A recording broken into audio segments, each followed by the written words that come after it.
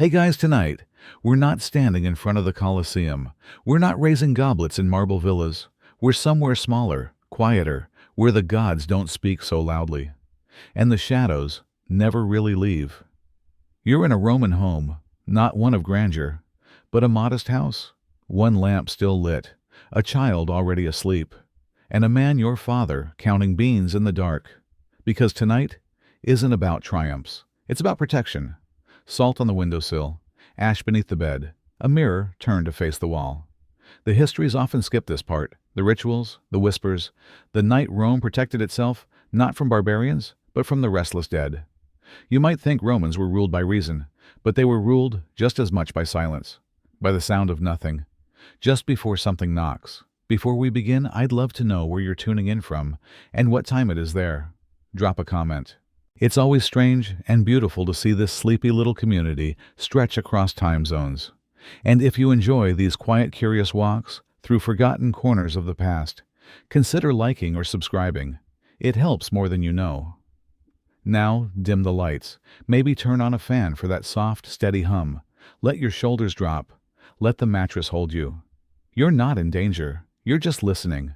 And tonight, you're listening the way a Roman once did when something scraped the door. But no one else heard it. Let's begin. You open your eyes. It's morning in Rome. Not the roaring Colosseum or marching legions kind of Rome, but a quieter street with pale sunlight filtering through clay tiles. You hear sandals brushing the stones, the sound of sweeping. And then a pause. A magistrate mid-step stops, not because of traffic, not because someone called him, but because a crow just flew across his path.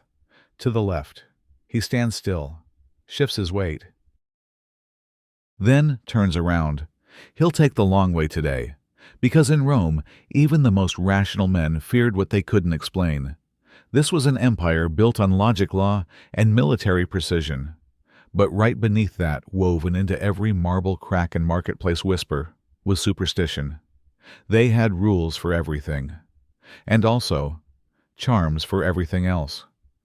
A senator might draft law all day, and whisper to a Lara's shrine before bed. A general might command 10,000 men, and still refuse to march if lightning struck the wrong hill. Even the emperor, yes, him too, wore an amulet, not for decoration, for protection. Rome didn't just rule the known world. It listened to it, closely. Bird stars sneezes, a dog howling, a lamp flickering twice. Omens weren't silly. They were data, unwritten, unexplained, but real. This wasn't weakness. It was insurance. Because when your world is this big, this powerful, even the smallest crack in the unknown feels like a threat. So they prayed. They calculated. They built aqueducts and consulted augurs. And maybe it worked. Because Rome lasted. Not despite the fear, but because of it. Ash from last night's offering still clings to the threshold. The brass bell by the door trembles just slightly in the wind. You don't take it down. Rome wasn't conquered by the dark. It simply made space for it, and survived. Because when the living sleep, the dead begin to stir. You've heard the saying, rest in peace. But in ancient Rome, that peace had to be maintained, actively, repeatedly, carefully. Because if the dead were forgotten, they didn't just vanish. They came back. Romans called them lemures, wandering spirits, the ones who didn't receive proper burial rites, or died violently, or were left unnamed. They weren't honored ancestors. They were reminders that a soul without rest was a danger, not just to itself, but to the living. So the living had a duty to feed the dead, to soothe them, to speak their names. Every May during the Lemuria festival, households across Rome would go silent. At midnight, the father would rise. Barefoot, he'd walk through the house in darkness, tossing black beans over his shoulder. 9 times, always 9. And say hic ego mito, his redimo mec meosc fabis. These I cast. With these beans I redeem me and mine. No one was allowed to look at him. No one was allowed to speak. Because the beans weren't just beans, they were offerings. And shields. Because a forgotten ghost doesn't shout. It lingers. It shifts a curtain. It breaks a mirror.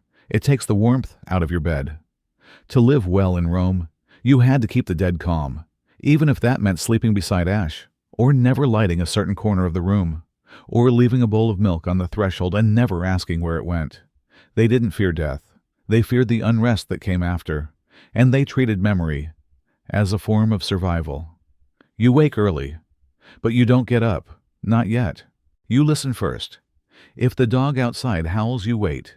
If the wind hits the door 3 times, you pray. If a bird cries overhead, you count your breath. In ancient Rome, your morning didn't begin with breakfast. It began with decoding. Because every sound, every flicker of light, every twitch in your eye could mean something. And maybe, just maybe, something bad. So you look up to the rooftops, across the alley, toward the sky. Is the neighbor's cat walking right to left? Don't go out today. Did a crow land on the bakery awning? Choose a different bread. Did your husband sneeze before putting on his sandals? Cancel the trip. It sounds silly, maybe.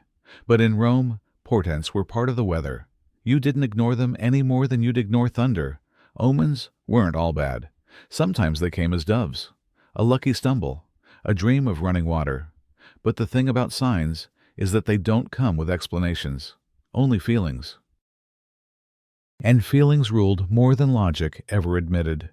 You could be a merchant and about to close a deal until a lizard darted across your path. You could be a bride stepping toward the altar until the oil lamp flickered twice. That didn't mean you were weak. It meant you were Roman.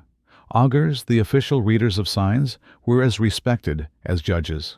They stood on high towers watching birds fly in formation. Not for beauty, for decisions. Do we go to war? Does he get the job? Is this the right day to harvest grapes? And sometimes, nothing happened. The sky was quiet, no dogs barked, no shadows moved. That's when you worried most. Because in Rome, silence didn't mean safety. It meant something was watching and hadn't decided yet. So you learned to see, to sense, to change your plans without explanation. Not because you feared ghosts, but because you respected the unseen. A sneeze wasn't just a sneeze. It was a knock. And in a world full of gods, spirits, and unknown forces, you never knew who was on the other side. You know those spots in the house where the air feels wrong, too still, too damp, too quiet. In ancient Rome, those weren't just bad corners. They were places to fear. Because ghosts didn't float above bedsheets or scream down hallways. They hid, they clung, they seeped. Romans believed that the dead, especially the restless ones, preferred places where moisture lingered and silence sat heavy. Not open plazas, but corners, wells, cracks in the plaster, pipes that gurgled when no one was listening. They knew something could crawl up through a drain. Not a rat, not a bug, but something colder, something watching. The old woman 2 doors down, she stopped drawing water from the courtyard well after her sister died. Not because the water ran dry, but because every time she lifted the bucket, she heard breathing. And sometimes it echoed her own. People talked, whispers, that the well had taken more than water over the years and hadn't given everything back, so they stopped looking directly down into it. And they taught children not to whistle near it, because music, they said, invited attention. The walls, too, were suspect. If mold crept in, shapes too sharp, if cracks ran across the ceiling like fingers, if a corner never dried, they didn't fix it. They salted it, hung charms, lit a small lamp for 3 nights, because fixing meant disturbing. And disturbing meant waking. They understood ghosts didn't just float. They spread, in steam, in stone, in water left too long in a shallow bowl. And so, Roman homes were built with care, not just for beauty or symmetry, but to keep air moving, to keep corners breathing. Stale places were death traps, not for the body, but for the spirit. You didn't linger where the light refused to settle, where smells clung too long, where your skin prickled for no clear reason, because in Rome, if the air stopped moving, something else might move instead. There's a corner in every Roman home that doesn't gather dust. It doesn't see shoes. It doesn't hear laughter. But it's always dressed in reverence. The lararium. Not a temple, not a shrine, but a little shelf tucked near the kitchen or at the heart of the house. A place for the dead and the gods who keep the dead calm. You didn't walk past it quickly. You didn't raise your voice near it. And you never, ever ignored it. Because that corner watched back.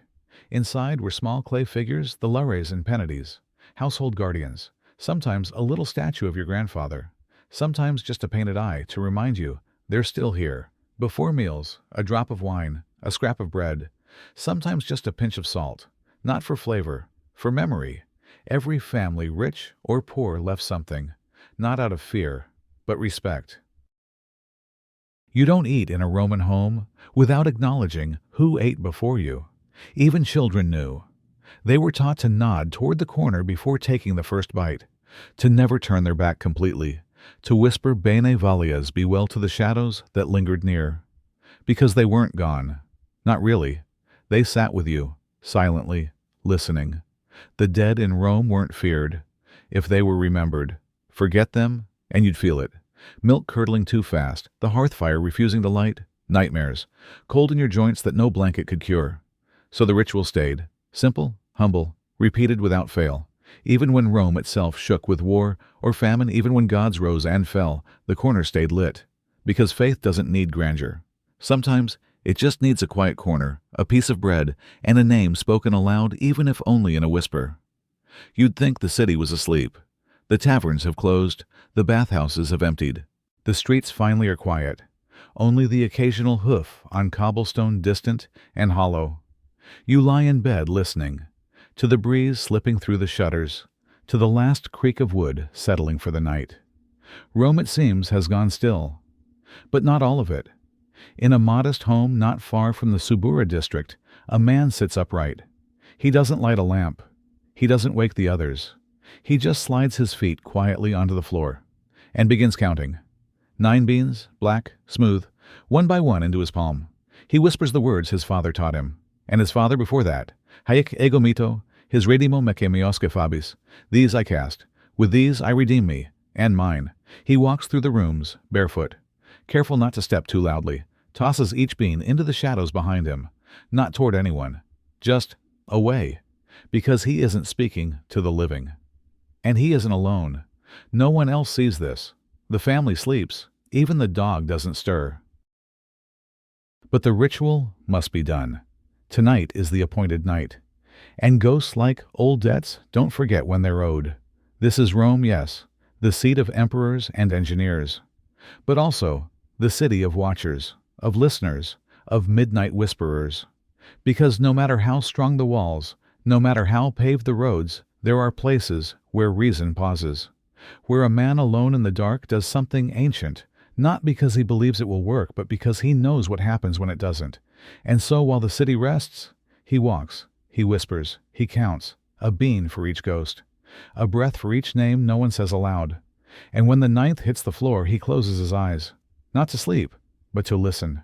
Because some nights, the silence answers. You're lying in bed, blankets pulled high, eyes shut, but not sleeping. Because something feels off. The room is quiet, but it's the kind of quiet that listens back. You hold your breath, just for a moment. And that's when you hear it, tap. Not the door, not the window, the wall, just above your head, as if someone, or something, gently knocked. You freeze. Wait. Listen again. Nothing.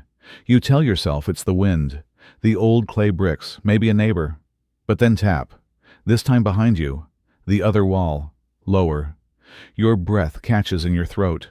Your body still, but your ears wide open. That's when a childhood memory rises soft and sudden. Your mother's voice, low warning, serious. If you hear someone at night, don't answer. Unless they say your name. Twice. You didn't understand back then. It sounded like a bedtime scare. But now you're not so sure, because the night feels colder. Not the whole room just behind your neck. That chill that finds the skin no blanket can reach. And the air, it's holding its breath too. You sit up slowly, glance toward the door, closed, the shutters closed. No sound from the street. Not even the owl tonight. Just you, the dark, and that wall. You place your feet on the ground hesitating, because some part of you knows you're not alone. You haven't seen anything.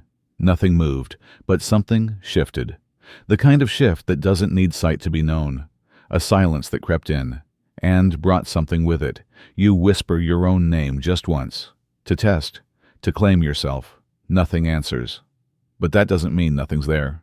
Because in Rome, ghosts didn't howl. They didn't drag chains. They waited, in corners, in walls, in nights like this. You look at the wall again. It looks back.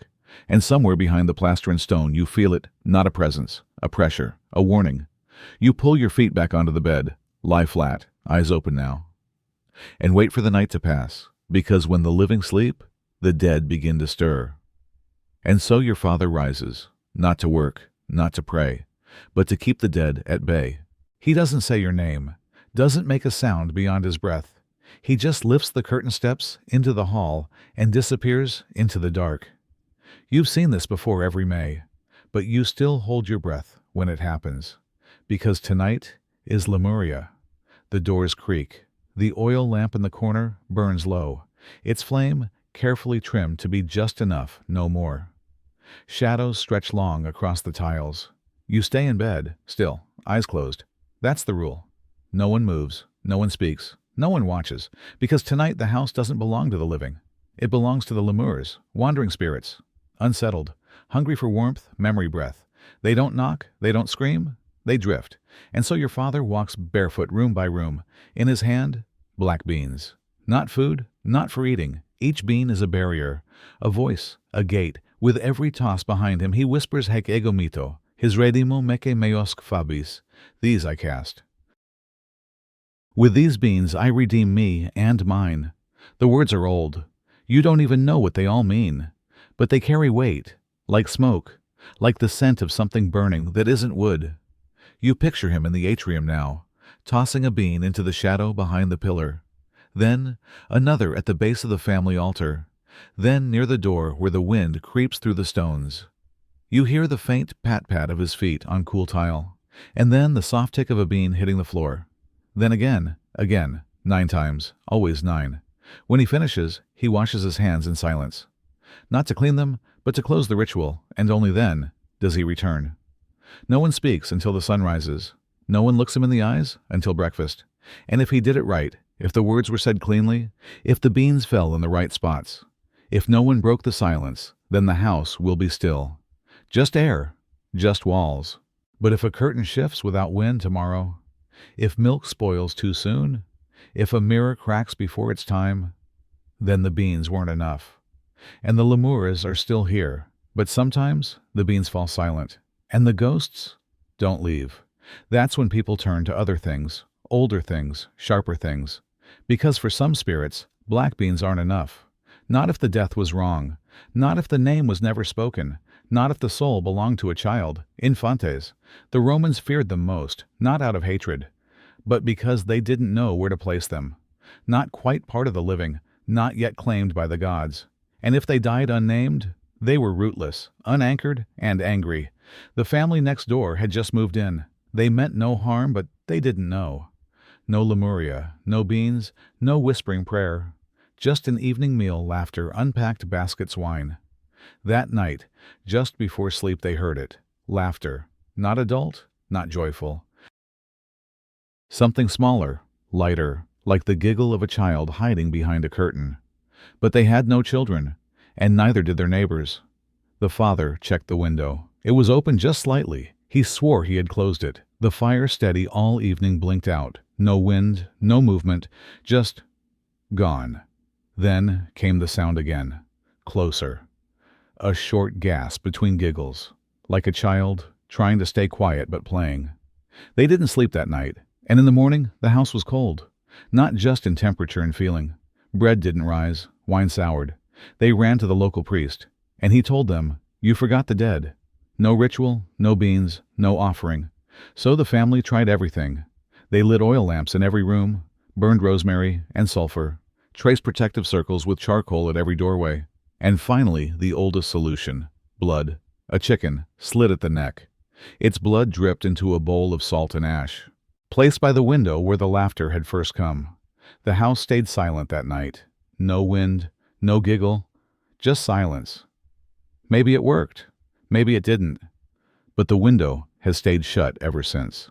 And no one in that family says the word child after dark, because some spirits don't want to be soothed. They want what was never given. A name, a voice, a place.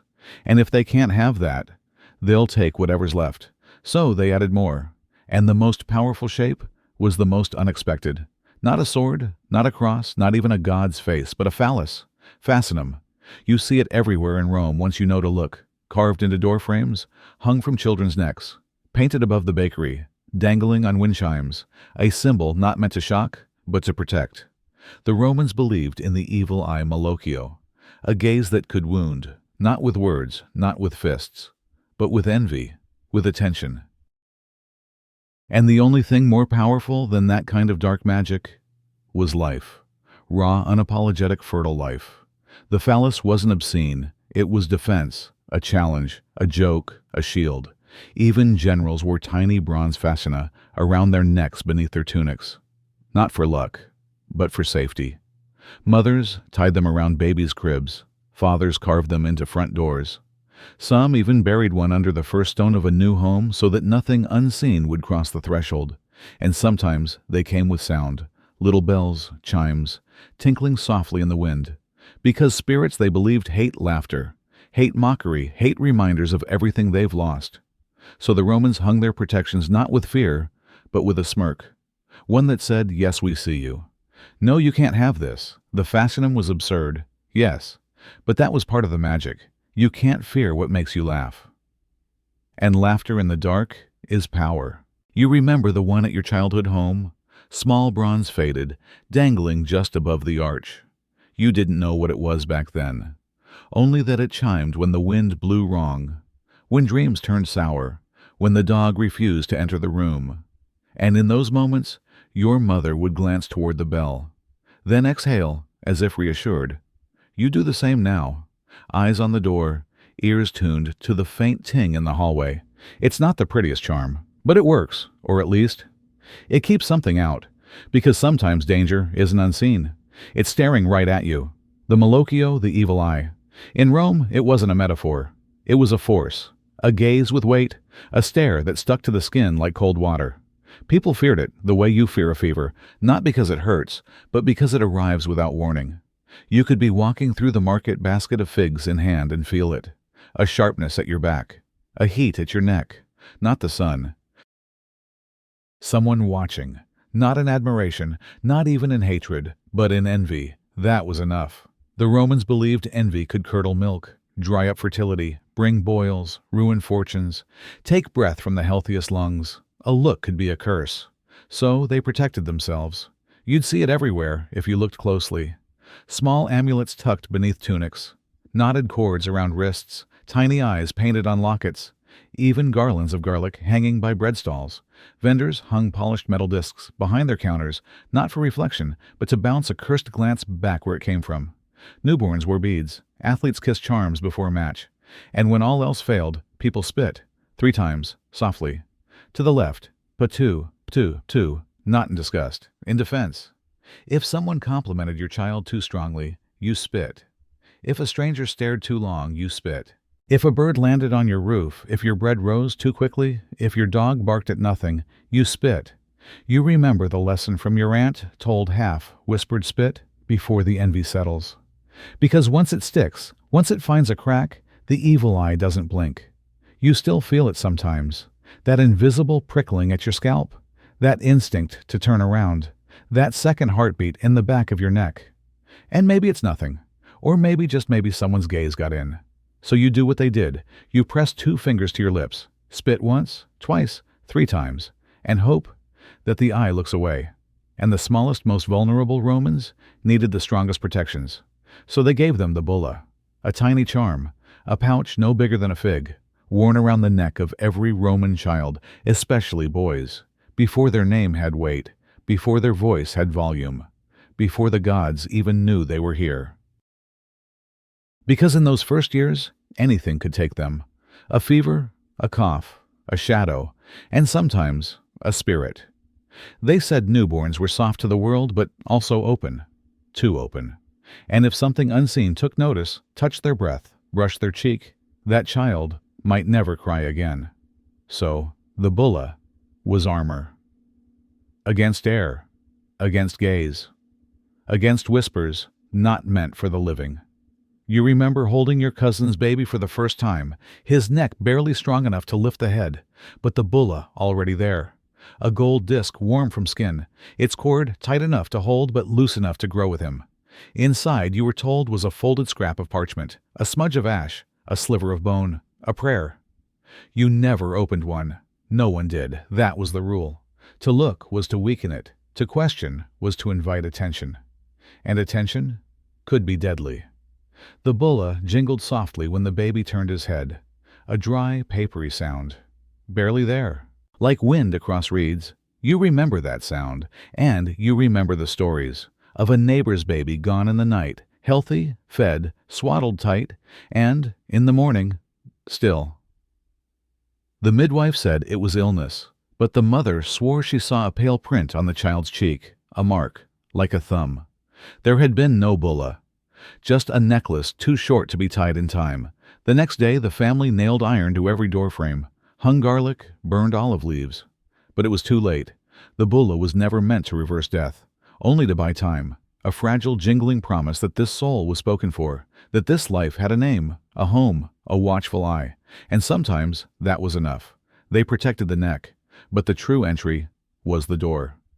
Every Roman knew what comes through the door defines the house: luck, sickness, spirits, guests, the living, and the not-so-living. The doorway was a threshold, not just between rooms, but between worlds. So it had to be guarded. Look closely at any Roman entrance and you'd see it. A wolf's tooth strung with thread.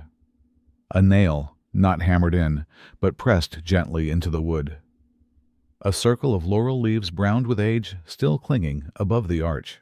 And sometimes, something stranger. A lump of wax with a thumbprint, a dried egg, a whisper in the form of charcoal smudge. They weren't decorations. They were instructions, warnings, no passage without permission, because ghosts didn't barge in. They crept, slid along the lintel, drifted low with the evening mist. And the moment the door was open, if the space wasn't sealed just right, they'd slip through. That's why your grandmother used to mutter before opening the door. Every time. Even for neighbors. 3 words under her breath. The same each morning. To remind whatever might be listening, this is not your home. And the first step out. Always right foot first. It wasn't just habit. It was protection. Stepping out with the left, or worse, stepping back in without crossing again, meant misfortune might follow. Or precede you. If you forgot, you turned around, started again. Every single time you remember standing in your uncle's doorway, holding your satchel and being pulled back by the sleeve. He said nothing, just pointed at your feet. You'd stepped with the left, so you stepped back, paused, and did it right. The door clicked behind you, and the wind died down. Sometimes you still hesitate. Before entering a quiet house, before crossing a forgotten threshold, you glance at the top of the frame, looking for something, anything that says someone has remembered the old ways. Because a door, without its signs, is an invitation. And once something crosses, you won't always know it's there. Not until the air changes, the floor groans, or the dreams come back. So you step forward, right foot, always right foot. And you don't look back. But doors aren't just for the living. The forgotten dead know how to knock. In Rome, names held power. To speak a name was to give shape, to anchor a soul, to keep it from dissolving into something else, something colder, something emptier. The Romans believed that the worst fate for a soul wasn't pain. It was to be unnamed, unspoken, unremembered, because without a name, the dead couldn't rest. They couldn't join the ancestors. They couldn't move on. They became inhuman spirits, not gods, not ghosts, just shadows, unformed, unfed. So families remembered every year. During parentalia, they lit candles, brought flowers, baked simple offerings, and most importantly, they read the names, out loud, all of them, even the ones they barely knew. Great-aunts, stillborn infants, slaves who had served with loyalty, a cousin who drowned too young to grow a beard. To forget was to let go of the lock, to leave the door unlatched, and the wind from beyond would find its way in. You remember the story of a man who forgot, not out of cruelty, just distraction. He missed the festival that year. No bread, no flowers, no name. And in the weeks that followed, the water in his house never stopped dripping. Not loudly, just constantly. A faint tap, drip, drip, drip. The flower pot by the window wilted. Every time he changed it, the new one turned brown within days, even when the sun was kind, even when the soil was fresh. At night, He began to dream. A voice, not angry, not loud, just present. It never said its name, just whispered. And in the morning he remembered who he had forgotten. So he wrote the name down, spoke it, lit a candle, left a cup of wine and a crust of bread by the window. The dripping stopped. The next flower bloomed. Some say memory fades with time. But the Romans didn't believe that. They believed forgetting was a choice. And the dead, they waited. Not for vengeance, but for acknowledgement. A sound, a name, a moment. Because if you won't remember them, they'll remind you. With the soft sound of water, a petal falling from a flower, or a whisper just before you wake. And if you forget them, sometimes they remind you themselves. Some houses have voices, not from pipes, not from wind, not from rats in the wall, but something quieter, more deliberate. A creak, always in the same floorboard, even when no one steps there. A door that never quite stays shut. A window that opens when there's no breeze. The Romans called it umbra domus, a shadowed house. Not haunted exactly, but stained, imprinted. Especially when someone died too suddenly, too violently, without last rites. Death, when interrupted, didn't leave cleanly.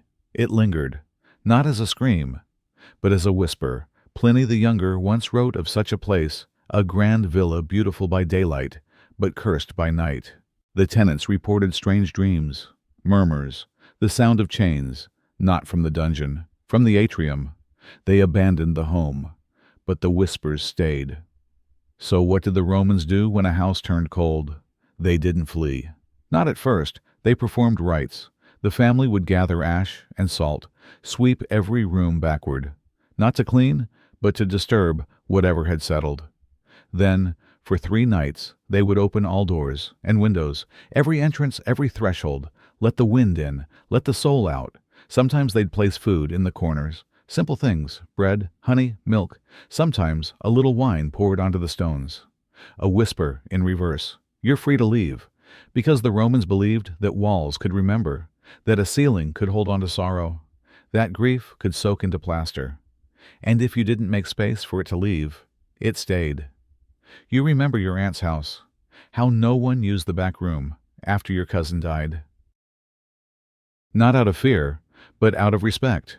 The windows were always cracked. The incense burned each dusk, and once a month she whispered his name and closed the door gently.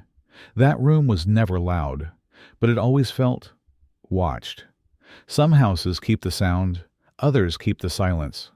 But all of them, every wall, every tile, no more than they let on. So when you hear a creak tonight, and you're sure no one's there, maybe they're not. Or maybe the house just remembered something. The fire gives warmth, but also a warning. In Rome, the kitchen hearth wasn't just a place to cook. It was sacred, a temple in miniature, because it belonged to Vesta, goddess of the hearth keeper, of the flame guardian of the home's invisible edge. And as long as her fire burned, the family was protected. So every morning someone, often the mother or eldest daughter, tended it, not just to make breakfast, but to keep the world aligned, to keep warmth flowing through more than just walls. But once a month, the flame was used for something more. Ash, the leftover bone-gray dust from the bottom of the fire pit, collected carefully, still warm. It was spread at the threshold, a thin veil of powder between the house and the world. Not for cleanliness, for clarity, because ash told stories. If the line stayed clean, undisturbed, the house was at peace. But if it shifted, if footprints appeared, if a swirl appeared overnight, if a gust of wind blew it into the house rather than away, it meant someone had passed through. Someone not entirely alive. You remember watching your grandfather kneel at the door, a small clay bowl of ash in one hand, his other hand guiding it slow and even, like painting something delicate. No one spoke, not even the dog. Later that day, a child from down the road fell ill. They found ash at their window, too blown into a curve, like a hook. So the family lit another fire, this time outside, this time with laurel leaves and old cloth, letting the smoke climb, carrying the prayer upward. The house watched, because a hearth was never just about fire. It was memory, heat with purpose, and ash. Ash was its footprint. You still smell it sometimes. That faint wood smoke in an empty room, that warmth without flame. You check the windows, check the door, check the threshold, and maybe, just maybe, you lay a finger in the dust to see if anything's been disturbed, because sometimes a home whispers not with voices, but with silence, and the shape of something once warm, now gone. And if ash could ward off spirits, so could inkstone and whispers etched in wall. Rome was a city of writing, not just scrolls and speeches, but markings, carvings, graffiti scratched painted, etched into every surface that stood still long enough. Not all of it was crude. Some were prayers, some were spells, and some were warnings. On the corner of a family home, you might find a crude sketch, a little phallus winged with legs. It wasn't a joke, it was a fascinum. The same symbol worn around children's necks, the same shape cast in bronze and hung from doorways. A ward. Against envy. Against misfortune. Against the things that slithered unseen. Above a bakery window, a painted Medusa face, chipped with age. Hair like snakes, eyes wide. Not to frighten customers, but to frighten something else. Even stone benches in the forum bore Latin inscriptions, short bursts of protective verse, qui hic sediat. Sit tutus. May whoever sits here be safe. And then there were the toilets. Yes, even the public latrines had carvings, faces of gods, snarling beasts, symbols burned into brick, because the Romans believed spirits could enter through the most vulnerable places, and few things felt more vulnerable than relieving yourself over an open pit. So they protected those too, not with guards, but with words. It wasn't enough to build a wall. You had to speak to it, mark it, remind it, and what passed by it, that this space was claimed. Sometimes in paint, sometimes in blood, sometimes in lead tablets folded and nailed to the foundation. You've run your fingers along those markings, in ruins, in alleys of Pompeii, where names and curses still wait in fading pigment. The stone is cold, damp, and worn smooth in places, except where the letters remain. Still stubborn, still watching. There's power in the act of marking. Even now, a name on a door, a sticker on a laptop, a carving in a school desk. We want the world to know we were here. But the Romans, they wanted the other world to know too. So they left signs, symbols, tiny guardians in the cracks of brick and shadow. And the gods, or the ghosts, they listened. Some used walls to protect. Others used wells to imprison. Not every prayer in Rome was kind. Not every whisper a blessing. Sometimes people didn't ask the gods for help. They asked them for vengeance. Defictiones, curse tablets, thin sheets of lead etched with hatred, folded, pierced, thrown into the places where the veil between worlds ran thin. Wells, graves, altars no longer visited. These weren't public warnings. They were private punishments. A merchant might curse his rival. A wife might curse her husband's lover. A man wrongfully accused might cry out to the gods, to tie his accuser's tongue into knots. The words were formal, almost legal. May his legs be bound, may his sleep turn to ash. May he see no joy until my name is cleared. Sometimes the target's name was carved carefully. Sometimes multiple names, whole families. And sometimes the name wasn't of the living. It was of the dead. Because not all ghosts are lost. Some are locked. A soul that died with rage or guilt or unfinished revenge could be dangerous, uncontrollable. So to contain it, a ritualist might inscribe a tablet a command, not a plea, a banishment. You are not to wander, you are not to speak, you are not to rise. Then they'd roll the lead sheet tight, pierce it with an iron nail, and drop it into a deep place, dark, wet, cold. A well was perfect, soundless, bottomless, and already filled with secrets. 2,000 years later, archaeologists would find one, still rolled, still legible, its edges sharp letters jagged, like they were carved in anger. The name was there. So was the command. Let her be still. No one knows who she was, or why she needed to be silenced. But the stone around the well is darker there, slicker, cold even in summer. You peer into it. A faint drop echoes from somewhere deep, not dripping, not natural, just listening. And for a second you wonder if she ever left. Because curses don't need to shout. They wait, pressed into metal, hidden beneath stone, drifting in the silence where the living dare not draw water. Because when curses failed, people sought the ones who knew how to speak back. They called her Sege. Not quite a priestess, not quite a witch, She lived at the end of a narrow lane, a place where the sunlight never quite reached the ground and the air always smelled like something burning. People didn't greet her, they glanced, they passed quickly. But at night they came back, whispers, illness, a string of bad dreams, and someone would find themselves standing at her door, not knocking, just waiting. The saggy knew when to open it. She wore gray, always gray, hair long and pinned with bone, eyes sharp, fingernails stained from roots and ash. Her hands moved quickly, feathers, goat milk, crow's foot dipped in vinegar, strings tied around the wrist, knots everywhere. Sometimes she'd ask for a lock of your hair. Sometimes she already had it. And always there was a whisper. Never a chant. Just breath against words you didn't quite understand. Then smoke, a hiss, the smell of iron and sour wine. You felt worse the next day. Always, and then better. Maybe. But no one ever said her name aloud. It was bad luck. Until it wasn't. Someone accused her of stealing a lover, of poisoning a baby, of conjuring things that shouldn't be seen. She stood trial, didn't defend herself, didn't speak. They found bones in her walls, jars of cloudy liquid, a book with no ink. She was sentenced. No burial, no rites, no grave. They thought that would silence her. But the next morning on her doorstep, a bowl of goat's milk, still warm. The day after crow feathers arranged in a spiral. And every full moon, someone left a folded cloth. Tied 3 times, with nothing inside.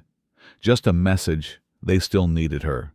Even gone, especially gone, because sometimes the most dangerous voice isn't the one that screams. It's the one that whispers just beyond the edge of belief. And some alleys in Rome still feel, colder, still carry a scent of vinegar and root, still echo if you listen closely with the hush of someone preparing a ritual you didn't ask for. Even in sleep, you must be careful, because the dead don't knock, they drift. In ancient Rome, sleep wasn't always rest.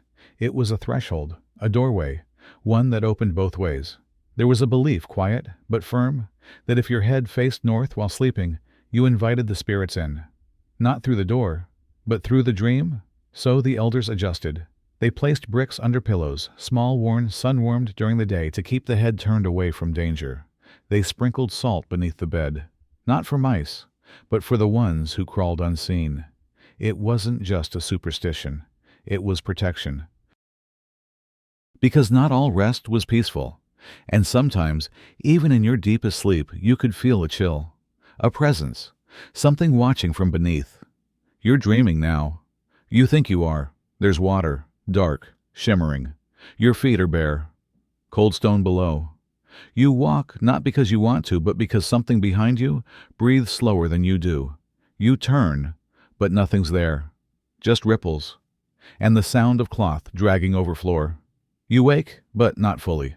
The room is quiet, almost too quiet. You blink. There on the floor, just beyond the bed dampness. Not a spill, not sweat, but footprints. Small, too small. They circle the bed, pause near the pillow, lead to the wall, and stop. The window is locked, the door is bolted, and the salt scattered, not spilled, scattered, like someone stepped through it. 1 foot, then another. You lie still, afraid to move, afraid to breathe too loud, but knowing somehow you were not alone last night. Maybe your head turned during sleep. Maybe the brick slipped. Maybe that whisper in the dream wasn't in your head at all.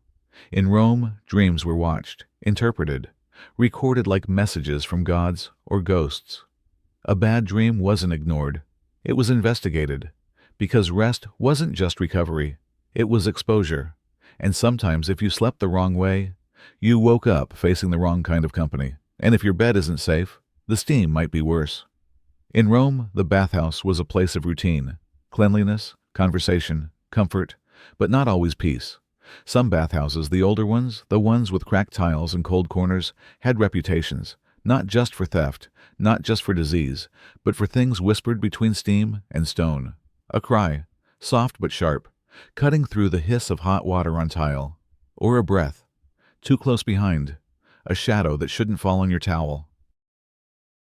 People said the dead loved warm places, moist air, flickering light. It reminded them of life, of breath, of lungs. So they came, especially if they drowned, especially if they died, where no one knew their name, the forgotten, the unclaimed. The baths always full of water and memory were perfect for them.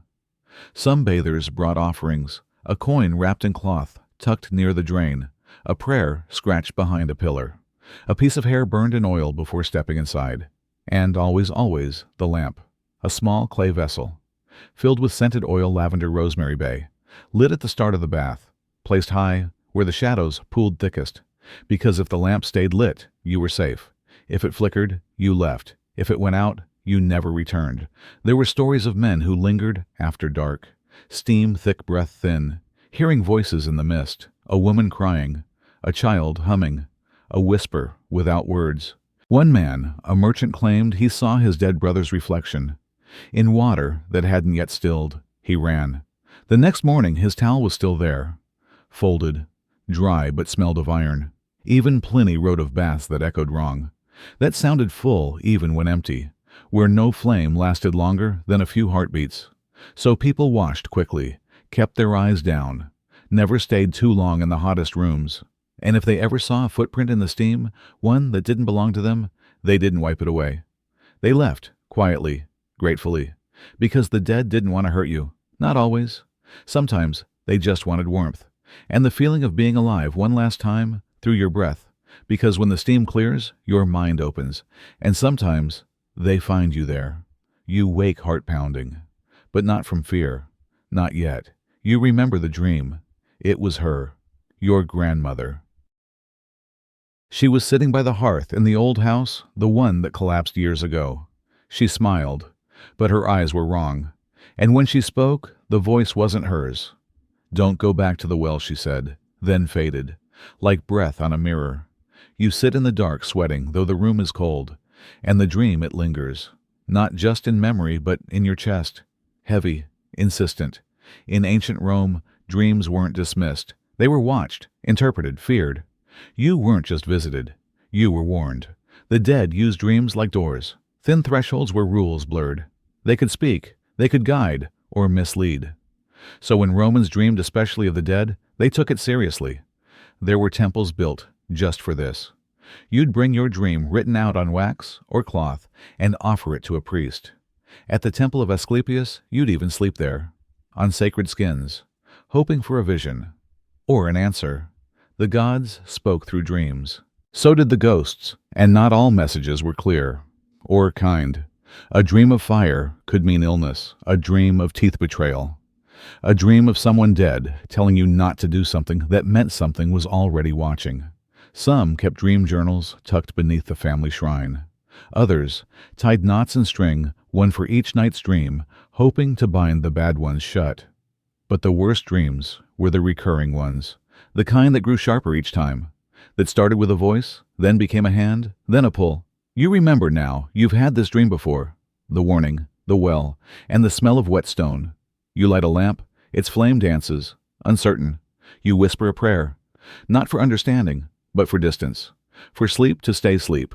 Because, in Rome, you never woke up thinking it was just a dream, and you never ever went back to the well. And after sleep comes the crowd, and danger has many eyes. You step into the marketplace.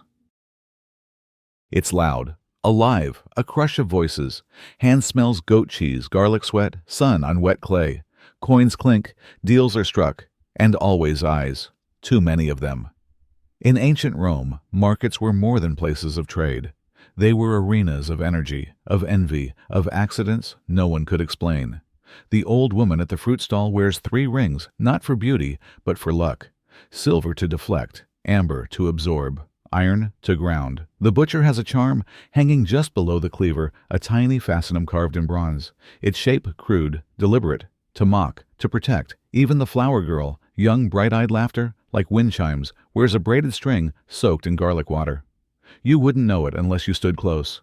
But it's there, because she knows. They all know. The marketplace is fertile ground for misfortune. So many glances, so many wishes, so many resentments silent sharp. You could be hexed by a whisper, by a purse brushing yours, by a look that lingers too long. There's a story here, not old, not myth. A woman who sold roses, bright vivid ones. She laughed often, too often some said. People began to talk. One morning she arrived early, as usual, set out her baskets, but didn't speak, not a word. Her smile was gone, frozen. Her lips moved, but no sound came. The physician said her voice was intact, her body fine. But her soul, some said it had been pinched, snatched by envy, locked away by someone who didn't want her to bloom anymore. She never returned. Her stall still stands empty, but every week someone hangs a string of fennel on its edge, just in case. So you move carefully here. You keep your gaze low. You tuck your amulet inside your tunic. Because in Rome, the marketplace doesn't just trade in goods. It trades in glances, in thoughts, in quiet private curses. And sometimes, in silence that doesn't lift. Some eyes are too strong. So you offer something, anything, to look away. At the edge of the city where the cobbled street splits in two, there's a little altar. Nothing grand, just a worn stone, a shallow dish, and the faint scent of burnt feathers. No one guards it, no one speaks about it, but someone always visits. Because in Rome, when fear knocks, you answer with an offering. Not gold, not incense, but something alive, or freshly taken from what once was, a chicken, a cracked egg, a splash of milk still warm from the udder, even a bundle of writhing worms, placed gently in a leaf-lined bowl. Each gift says something. Each carries meaning. An egg smooth and whole means fertility, a wish for new life, a truce with the unknown. Milk white and quiet asks for peace, for stillness in the home, for sleep without names in the dark. And the worms, they're the substitution. A life in place of yours. A silent bargain. You leave these things at crossroads, where spirits might pass, where gods might listen, and you never ever take back what you give. Children were taught early, don't touch food on the altar. Don't speak when passing a bowl of blood at a doorway, and never ask whose fear it came from. There's a rhythm to it. At dusk, someone kneels. The egg is cracked, the milk poured. A chicken clucks softly, confused, then goes still. The wind doesn't blow here. The candles stay lit as if the world is watching. And sometimes, just sometimes when the offering is right, a shadow that had lingered lifts. You feel it in your shoulders, the breath you didn't realize you were holding, released. Not because the gods accepted, but because you did your part. Because in Rome, protection wasn't free. It was fed, feather by feather, drop by drop. At every corner, every altar, there's a prayer not spoken aloud, just placed and left. But not every ghost is silent. Some scream not for blood, but for justice. You hear it again tonight, the sound you thought you imagined. Footsteps, slow, wet, crossing the terrace stones one by one. You rise from bed, push the curtain aside. No one's there. Only the slick sheen of moisture where the floor should be dry. This isn't rain, and it isn't over. In Rome, there were spirits with names, spirits with stories.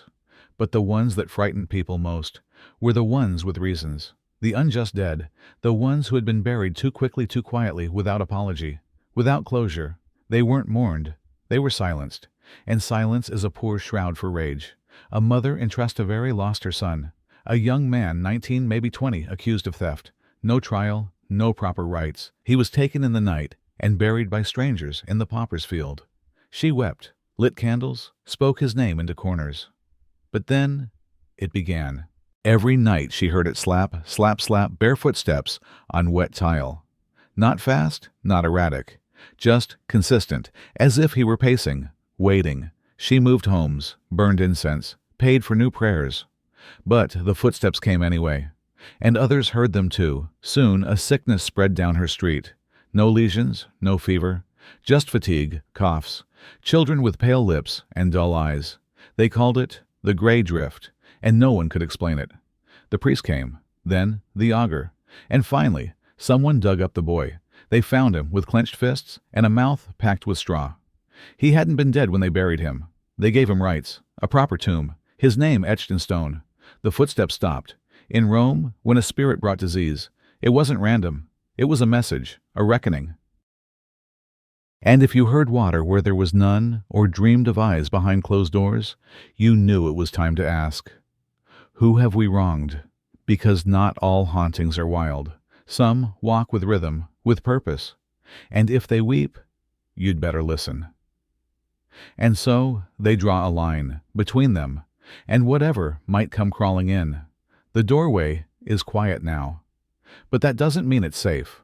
In Rome, every home had an entrance, but no door was just a door. It was a crossing, a seam, a soft point in the skin between the living and whatever came next. Thresholds were sacred and dangerous. To step through carelessly was to invite something in. So they protected it with salt, a line of white crystals, small, mundane, but potent, sprinkled with care each morning, disturbed only by the right foot. Left foot first was bad luck. 2 left feet was worse. Sometimes they added ash, drawn in thin lines like chalk on dirt, into the shape of a protective god. Hercules, if you had sons. Venus, if you feared love lost. Other homes kept small talismans tucked into the corners, a wolf's tooth, a twisted root, iron nails. Little things, but heavy with intention. And in darker places, blood. It wasn't spoken of, but neighbors knew. When the shadows grew longer and the silence in the house felt too tight, some families took a hen to the threshold. The blood was fresh, warm, drawn in a circle around the base of the doorpost, a binding, a seal. The children were told to stay inside, to cover their ears, to never watch the drawing, because once the line was complete, nothing could pass it, at least nothing that shouldn't. Wind still blew, voices still echoed, but the house itself held. They say you can still see the rust-red stains in certain stone homes. Marks that were never fully washed away, because a door remembers. It creaks in warning. It sways in protest. And when something other leans too close, the salt dries faster. The wind dies still. The bells at the top of the door ring just once. And you know that whatever it was, it didn't cross. Not tonight. Because even those at the top feared what lay just beyond the curtain. Power doesn't make you fearless. Sometimes it makes you more afraid. Because the more you have, the more there is to lose. And in ancient Rome, even the emperors knew this. Augustus, first of the emperors, didn't just carry scrolls and scepters. He carried a stone, tucked into the folds of his cloak, smooth, pale, slightly warm to the touch. No one knew exactly what it was, only that it had been blessed by an augur, and that he never stood before a crowd without it, not for luck, but for shielding. Because in a world of whispers and shifting loyalty, you protected your body with armor and your soul with something else. Others followed. Some wore copper rings etched with short Latin phrases, ab hostibus invisibilibus, libera me, deliver me from unseen enemies. Some wore red coral beads, not for style, but because coral was thought to harden against envy, especially from the Senate. And generals, those who led armies past rivers, over mountains, carried more than weapons. Inside their satchels, the dried body of a small bird, wrapped in cloth, scented with myrrh. Feathers still intact, eyes sealed. A sparrow usually, or a finch. Animals believed to see the veil before battle, and absorb the blow meant for their master. Before marching, a commander might press the bird to his chest, then to the ground, then speak no more of it. It wasn't magic, not to them. It was insurance. Worn, whispered, waded into the seams of their robes. Even statues bore traces of this fear. Look closely, and you'll find tiny carved amulets hanging from marble necks. The gods didn't need them. But the sculptors did. Because what if they carved too lifelike? What if something moved in better safe, better blessed? And so the emperor's cloak rustled, not just from silk, but from stone and prayer. Because on the throne of the world, one still feels the cold hand from the other side. But you don't need to be a king to want answers, just a bed and a bit of ash. There's a test, old, quiet, almost forgotten. But in some Roman households, it was the only way to sleep. You take a handful of ash from the kitchen hearth, still warm, still smelling faintly of wood and burnt oil, and you scatter it in a fine layer beneath the bed, not for luck, not for protection, but for proof, because if anything crossed the room that night, anything you couldn't see, it would leave a mark. Ash remembers what the eye forgets. In one story, told in whispers across 3 generations, a woman wakes before dawn. The room is cold. Her breath fogs slightly in the air, strange for early summer. She bends down, lifts the bedcloth, and sees it, a single trail of footprints, tiny, bare, leading out from under the bed, and back in again. But something's wrong. The toes point the wrong way, backwards, as if the child had walked heel first into the room, and then disappeared beneath her while she slept. She doesn't scream, she doesn't pray. She just walks outside and begins to dig. There, under the fig tree, half swallowed by roots and dirt, she finds a small bundle, wrapped in cloth, long decayed. Tiny bones, no marker, no name, not even a stone. The child had never been buried properly, never been remembered, only hidden. And in the quiet nights, the forgotten do not rest. They pace, they seek. The family holds a ritual that same night. Milk, bread, a whispered name guessed by the midwife. And the next morning, the ash is undisturbed. Romans feared what they couldn't see. But even more than that, they feared what they had forgotten. So they watched the ash, they kept it clean, and every so often, they checked beneath the bed, just in case the silence was lying. And if ash gives them away, space gives them peace. Not every room in a Roman house was meant for the living. There was one small, unused, and always a little colder than the rest that no one entered. Not because it was broken, not because it was cursed, but because it was given to them. The family never spoke of it aloud, never named it, never pointed at it. The youngest child once asked, "Why don't we use that room?" The mother only whispered, "Because someone else already is." Inside there is nothing, no bed, no chair, only a bowl, sometimes fresh bread, a lamp that's never lit but never moved, and dust, except in a small circle near the wall where footprints, soft smudged, appear and vanish with the seasons. The door remains cracked just slightly, to let them come and go. Some say the room was for a grandfather who died far from home. Others say it was where a baby had been lost before it was ever named. No one really knows, but the family agrees on this. If you give them a place, they won't take yours. Each day, just before dusk, someone slips in. Not all the way, just enough. Places a bowl of grain, or a coin, or a whisper. Then steps out, closes the door gently, never looking back. On nights when the house creaks more than usual, when candles flicker, or the dog refuses to pass the hallway, they don't worry. They know someone's already been given space. Peace isn't always about silence. Sometimes it's about respect. The Romans didn't banish every spirit. They didn't always fight. Sometimes they negotiated. A room, a bowl, a promise, "You don't harm us. We won't forget you." And on those nights, when the wind sounds like breathing and the lamp flickers in a room, no one enters, they sleep anyway, because that room is full and the rest of the house is theirs. And sometimes they didn't ask for peace. They asked for punishment. You're helping repair a step, just a crack in the marble years of where nothing more. The mason chips at the old mortar brushes away the dust, then pauses. There's something buried, soft clay, cracked but intact. You lean in and see it. A doll, not the playful kind. This one is rough, misshapen, handmade. Its arms are stiff, legs twisted. A line of red pigment cuts across the chest, and there in the center, a rusted pin. Not just stuck in, driven through, as if to hold something down. You see something else, a wisp. Black, hair, wrapped tight around the neck like a thread. Someone made this, not to comfort, not to decorate, but to curse. The Romans called them defictiones, binding dolls. Used when rage burned deeper than forgiveness, when someone betrayed love, stole from the wrong stall, spoke a name they shouldn't have, or worse, to trap a spirit, to bind it in clay, to hold it still so it couldn't reach the living again. Sometimes the dolls came with words scratched Latin on thin lead sheets, sometimes just symbols drawn in wine blood, or something no one cared to name. They weren't placed in the open. They were buried, deep, beneath thresholds and corners of cellars, hidden under the final step of a staircase. Out of sight, but not out of mind. Archaeologists found some intact. 2,000 years later, hair still curled around the clay. Pins still lodged in tiny ribs. A face still twisted in pain. You look at the one in front of you. The pin falls, snaps in half. It was made to break something. But maybe now, something else is broken. The air around you feels heavier. The silence too still. You brush dirt off your hands, but the scent clings of ash, of old earth, of something darker. You step back, because some Romans soothe the dead, some welcome them, but others, They made sure they never left, because not every ghost wanted revenge. Some just wanted a name, a sip, a moment.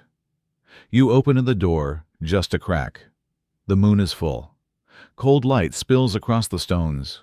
You set down a cup, terracotta simple, filled with warm milk, not for you, not for a neighbor, for the ones who never got a name. In ancient Rome, not every child was named at birth. Some died too early in hours and days before the naming ceremony. Without a name, they couldn't join the ancestors. They lingered, not fully gone, not fully remembered, just outside. And so the living offered something. Milk, soft, gentle, like what they never had enough of. The ritual wasn't grand. You didn't chant, you didn't bow. You just left the milk at the doorstep on nights like this. When the moon was high, when the wind was still, when you felt something watching but not unkindly. They said if the cup was empty in the morning, you shouldn't ask where it went. Just refill it next time, because forgetting them wasn't safe. A nameless spirit had no place to rest. It wandered. It wept in corners. It tugged gently on blankets. It whispered through cracks in walls. But when given milk, it grew quiet. It stopped at the threshold. It sat just for a while and sipped. You step back into your home, leave the door slightly open, just enough for the night to breathe. Behind you, the room feels warmer, the fire steadier. You glance once more, the moonlight glinting off the surface of the milk. A cat pauses at the alley's edge. It stares at the cup, then walks away. Even animals know. This offering isn't theirs, and in the morning, the milk will be lower, maybe gone. No one will speak of it. But someone will refill the cup again next full moon, not out of fear, not out of duty, but because the Romans understood something most of us have forgotten, that being remembered might be all a spirit ever needed. And sometimes they weren't alone, not even in death, not if the cat stayed. It started as a whisper, then a hiss, the kind that makes the hairs on your neck rise before you even hear it. A cat, old, gray, its spine curved like a sickle. It sits by the bedroom door. Not yours, not tonight, but the door of someone who passed, weeks ago. Every night it returns, doesn't meow, doesn't beg, just sits, eyes glowing faint green, watching something only it can see. In ancient Rome, cats weren't just pets. They were guardians, not of treasure, not of mice, but of thresholds. They were said to sense what humans couldn't, the shift in air, the echo of footsteps no one else hears. If a cat cried out at nothing, it meant something was near, something not alive. Not anymore. Some Romans left food out for them every night, not because they loved cats, but because they needed them. A good cat would warn you, or keep watch, or stand between you and whatever waited in the corners. They were protectors in silence, sentinels in fur, and sometimes mourners. The old woman down the road died last month. Her cat didn't move on, didn't eat from new bowls, didn't follow new hands. It just returned, night after night, to the same spot, as if waiting for her to come back, or guarding the door in case something else tried to take her place. You pass by tonight, and the cat is there, still, silent. Its eyes meet yours, not startled, just knowing. And you know without needing to be told this house may be empty of people, but not of presence. You nod, walk a little faster, and make sure your own threshold is clear, just in case, because fear doesn't ask for logic. It asks for thread and iron. There's a red thread on your wrist, tied by your mother when you were too young to question it. 3 knots, tied on a Tuesday, whispered over but never explained. You've never untied it. In ancient Rome, knots weren't just decoration. They were protection, simple, quiet, personal, a red string around the wrist of a child. It kept the malocchio, the evil eye, at bay.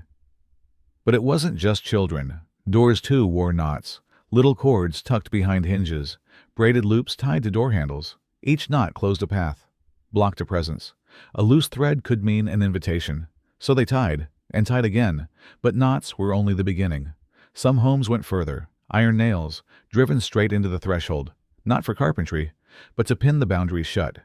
Before the hammer struck, the nail was wrapped in cloth, washed in wine, dusted with ash. Not because the iron needed cleansing, but because the spirit watching needed warning. Once nailed, the door was marked, not visibly, but spiritually. The message was simple.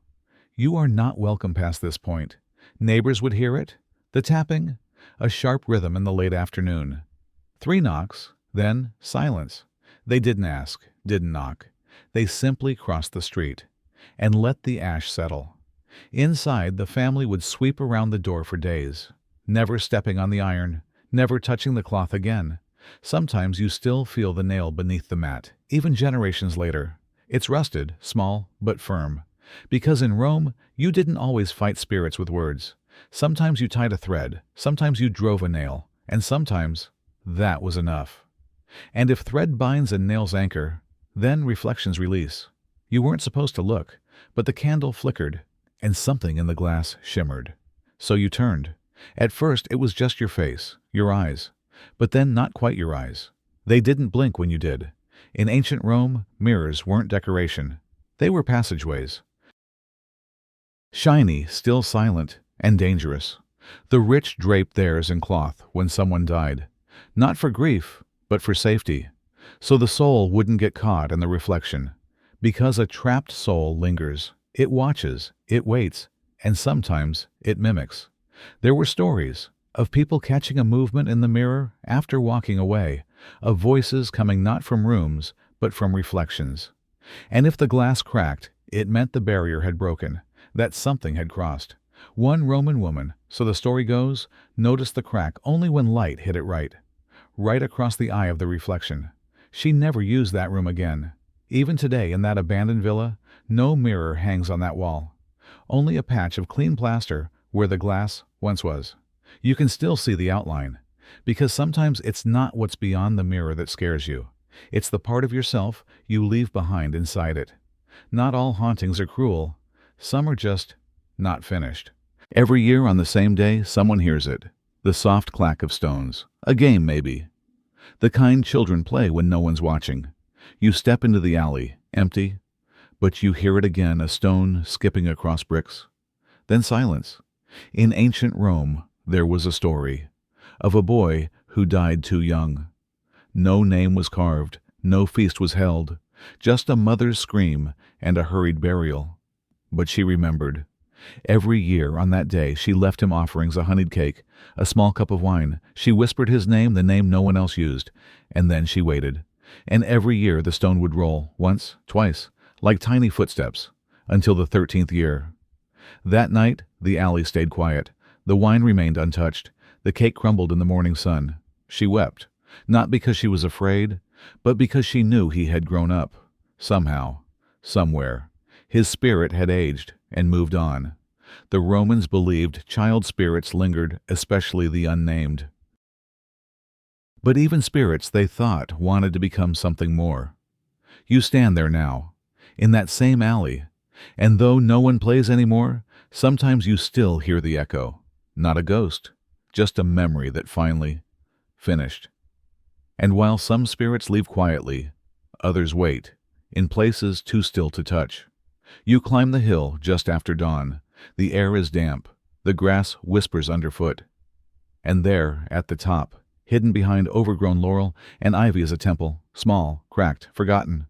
No one comes here, not anymore. The steps are smothered in moss, the doorway choked by vines. But the stone still stands, and something is still inside. Long ago it was sacred, built for a local god. No one remembers the name now. Offerings were brought, songs were sung. But one spring the fires went out. The priest left, and a rumor spread that the god had been angered. No one dared clean the altar. No one dared relight the flames. A single traveler, drunk or foolish, slept inside one night. He came down by morning, laughing, crying, covered in scratches he swore were not his own.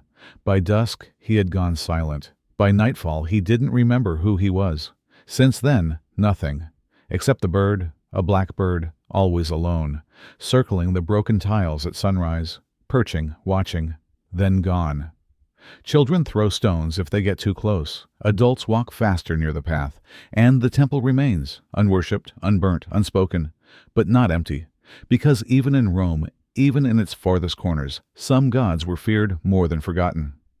And the silence of a temple was not peace, it was a warning. And sometimes it's not the temple that haunts, it's the girl in the alley. She never coughed. That's what people remembered first. In a season of fever when lungs burned and throats cracked, she walked the market with dry eyes and steady breath. No flush, no sweat, just silence. They said she lived alone, in a single-room house behind the baker's stall. She never bought bread, but always had grain, never lit a fire, but always smelled faintly of smoke. The children whispered. The adults crossed themselves. No one dared knock on her door. But at night, a thin line of smoke rose from her window. Not thick, not heavy, just a sweet curl like herbs left too long over coal. No one saw her light a flame. No one saw her sweep the hearth. There was no hearth, and yet the smell lingered. Until one night, it didn't linger. It poured. Thick sweet smoke spilled through the alley. Neighbors awoke coughing, eyes burning. But when they reached her door, it was open. Inside, no girl, no bed, only a blackened floor, a circle of ash, and a single iron pin stuck into the threshold. The walls were warm to the touch for days. Some say she was a saga, a whispering woman. Others say she was never there at all, just the spirit of someone forgotten. Someone burned long ago. Still no one moved into the house. They rebuilt every home on that street, except hers. And even now, if you pass through that alley in summer, you might catch it just for a moment. A breath of sweet smoke, a flicker behind the shutters, and the sound of soft breathing that doesn't stop, even when you do. Because when smoke disappears, water remembers. There's something in the basin, floating. You lean closer, expecting leaves or maybe ash, but no. It's a strand of hair, long, pale, still wet. You blink, no one has used this washing trough since yesterday, and the girl who did left before dawn. In ancient Rome, hair wasn't just waste, it was part of you, a thread between body and soul, and in the wrong hands or the wrong place, it could become a tether. That's why they never let it go downstream.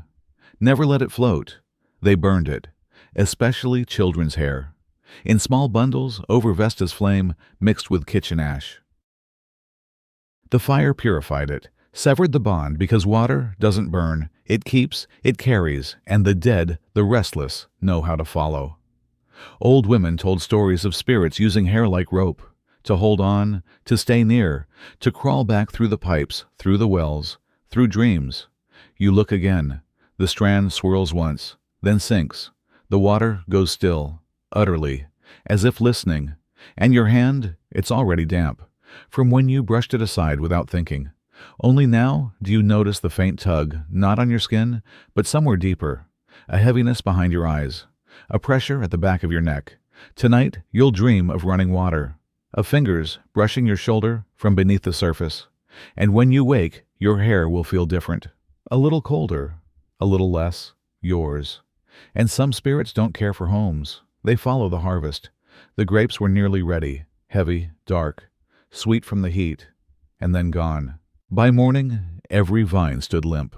The leaves curled brown at the edges, the air around them sour. No disease, no frost, just silence, and a forgotten charm. Because in ancient Roman vineyards, you didn't just prune and water. You watched, you listened. And before harvest, you offered protection. Not prayers, not incense, but snakeskins, stripped, dried, coiled, then hung on wooden stakes between the rows, crackling in the wind, flapping gently like flags. It wasn't for pests. It was for something else. They said shadows moved between the vines at night, figures without names, wandering the fields looking for bodies that sweat, that breathe. And if the vines weren't guarded, those shadows would stay. Sap would sour, fruit would rot from the inside. And any worker who lingered too long might return, changed. One man claimed he saw it, a figure leaning close to the vines whispering. When he called out, it vanished, but the skin on his arms peeled for weeks. After that, no one forgot the snakeskins again. They were tied with red string, dipped in wine, and replaced every season. Some said it wasn't the skin that mattered, but the act, the memory, the fear. Because some ghosts didn't want to haunt houses. They wanted to feed, and vineyards soaked in life and sun and blood-warmed fruit were easy places to hide. So the wind still hums through the fields. The snakeskins still rattle. And when you walk the rows alone, you don't hum. You don't whistle, you walk, you listen, and you leave before sunset. Because names are keys, and doors don't care who opens them. It slips out. You didn't mean to say it, just a name, just a memory. But the room goes still. The wine keeps pouring slow and steady until the cup in your hand cracks. A single line running from rim to base, clear, sharp, final. The name, you said, it belonged to the dead. In ancient Rome, names were not just labels. They were maps, coordinates for the soul. Each Roman had three, the praenomen given the nomen clan and the cognomen family line. But even that wasn't enough. Some had secret names, whispered only to the gods. Others were never spoken after death to avoid calling the wrong thing back, especially children. Especially those who died too young to be named properly. To speak a name without care was to knock on a door without checking who lived behind it. There was a rule: never say the dead's name while pouring wine. Wine was an offering, a bridge, and the bridge didn't know who you meant, only that you were calling. One woman told the story of her brother. Gone 3 winters now. During a quiet meal, she said his name aloud, not sadly, just suddenly. The lamp dimmed, the dog barked, and the cup cracked in her hand. She buried the pieces in the garden. Didn't speak for 3 days, and for weeks after, the wine in that house tasted strange. So you learn. You say him. You say the little one. You say our neighbor who passed, but you don't say the name. Not at night, not while pouring, because names open things, and not everything wants to stay closed. And if names open the way, they follow the warmth. It starts with a chill, not a breeze, not a draft. Just cold, sudden, crawling across your chest, but only on the left. You place your hand there, flesh to fabric. It doesn't help. Your heart beats faster. Not from fear yet, but because your body knows something your mind doesn't. In ancient Rome, the left side was sacred and dangerous.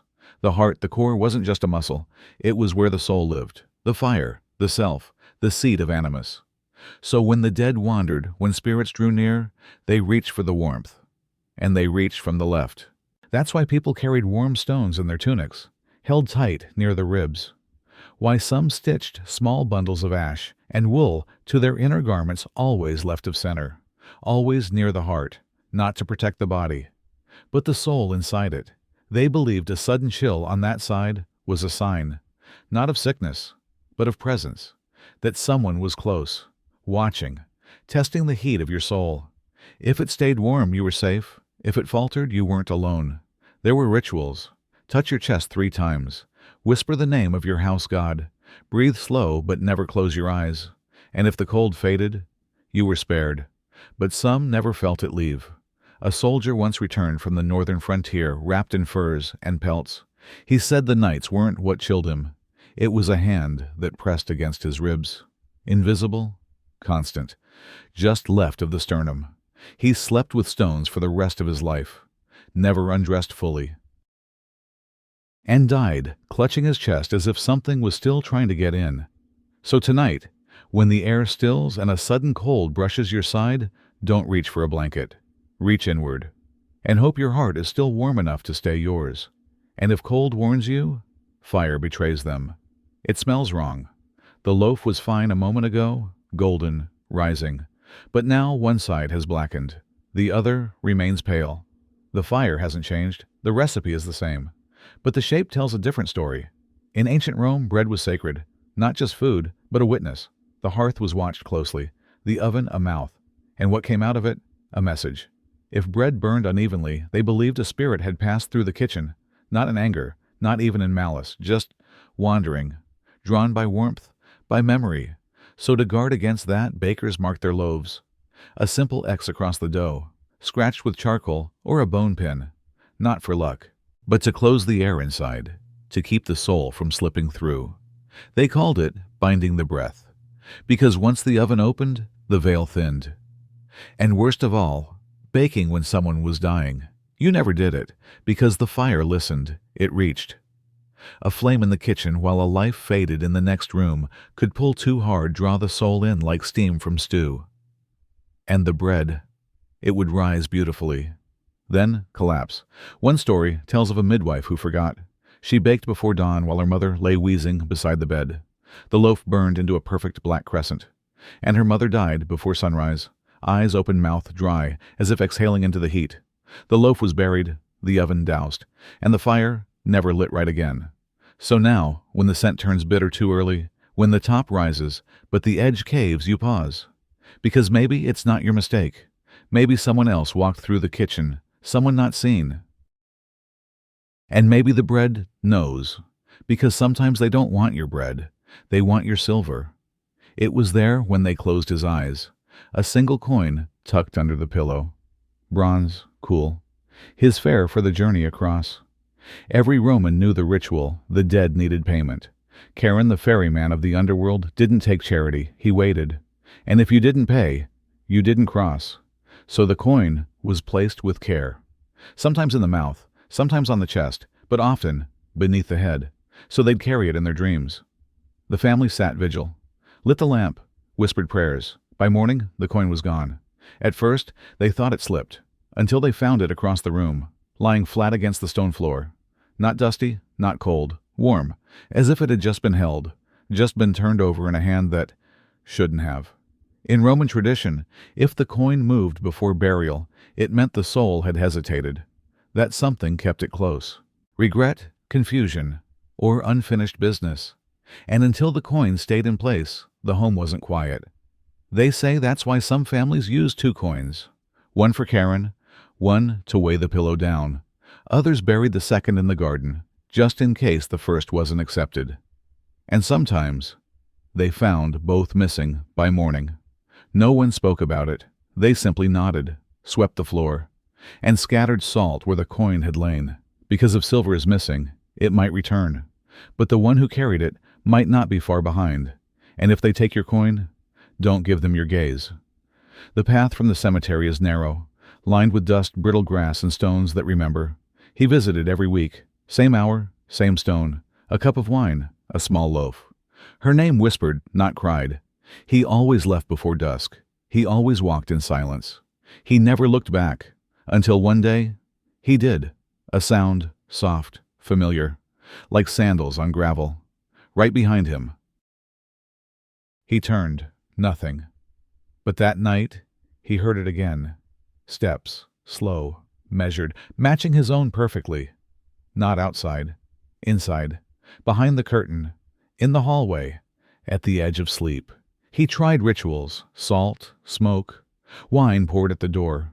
But the steps remained. So he moved. New home, new street, new walls.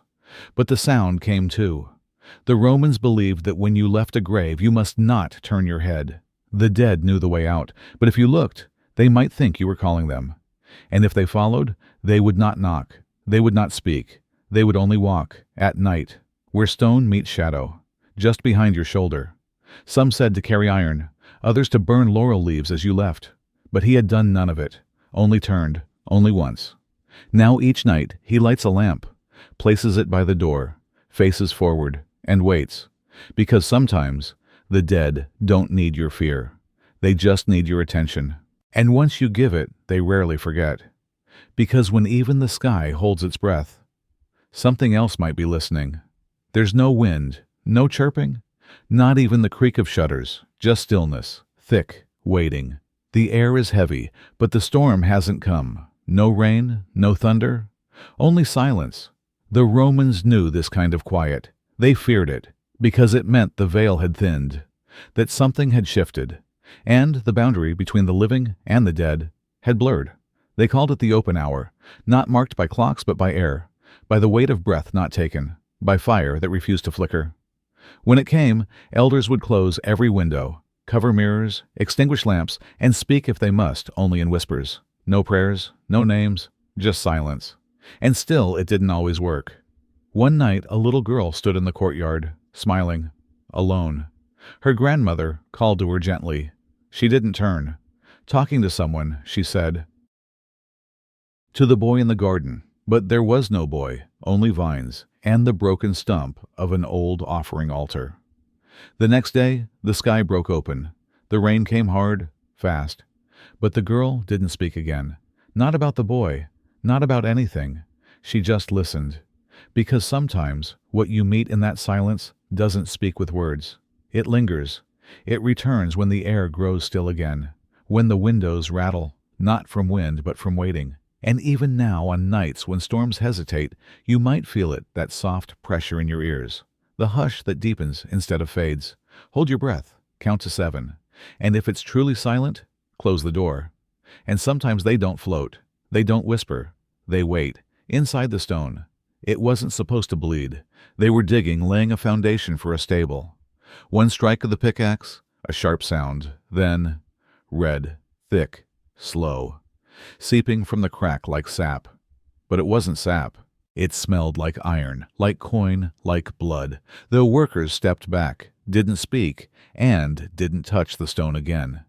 In that village tucked in the hills beyond the Tiber, the elders remembered old stories of spirits bound not to graves, but to things, a chair, a ring, a stone. They said some souls weren't ready to dissolve, so they sank into solid things, hard, unmoving, safe. The stone stayed where it was. The stable was never built. Instead, a small shrine was raised around it, a single oil lamp, always burning, always watched. Once a month, they lit incense, left a coin, spoke no words, because the last boy who climbed it for fun broke his arm the next day, then lost his voice for a week, then saw things, shapes in the corners of the ceiling. When he finally spoke again, he said the stone had eyes. Now, no one steps on it. Children walk around it wide. Even dogs avoid the path. But the stone remains, cold in summer, wet in drought. And always, just a little darker than the ones around it. Some say if you touch it, it pulses, faint, like a heartbeat, as if it's remembering something, or someone. So they leave it alone. Offer light, offer silence. Because in Rome, even a stone could hold a soul. And the ones that bled, they never forgot who woke them. And if blood can stain stone, dreams can bind. It starts the same way each time. You're lying still. But your wrists are not your own. They're tied, firm, with something soft but unyielding. A red cord. You don't remember who tied it, but it's pulling. Not violently, just enough. Enough to lead you somewhere. You never see the destination. Just the path. A narrowing corridor. Stone beneath your feet. A shadow just ahead. You wake with your hand pressed to your wrist. Always the left. And sometimes there's a faint line there. Paler than the rest of your skin. But visible and warm. In ancient Rome, dreams weren't private. They were warnings. Doors left open, and red cords in dreams were never coincidence. They were tethers, signs that something was reaching, trying to bring you along, not to visit, to keep.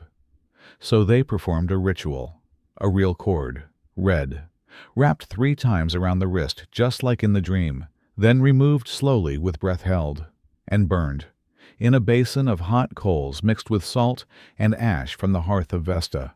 As the flame curled, you whispered your name 3 times, not for the gods, for yourself, to remind your soul where it belonged. They said if you dreamt of the rope again after the ritual and it was loose, you had returned. But if it was tighter, you didn't sleep alone. One woman claimed she tied the dream rope to her bedpost before sleeping, just to see. She woke with the cord coiled neatly on the floor, soaked with something dark. She never slept in that room again. So tonight, if you dream of red thread and a hand tugging gently into the dark, wake yourself gently. Look at your wrist. Listen for the burn of rope in air. And speak your name, soft, 3 times, before something else learns it first. Some dreams come from within, some from below. It began with the oven. Not the heat, the absence of it. No matter how long they stoked the fire, the bread stayed pale. The stew stayed thin, and no one left the table satisfied. Then came the crack, a faint line slicing across the tiles beneath the hearth. Not wide, but growing. The father lifted the bricks, thinking to patch the foundation. Instead, he found cloth, wrapped tight, oily, a dull ochre color like smoke-stained linen. He peeled it open. Inside, small bones, too small to name, but not animal.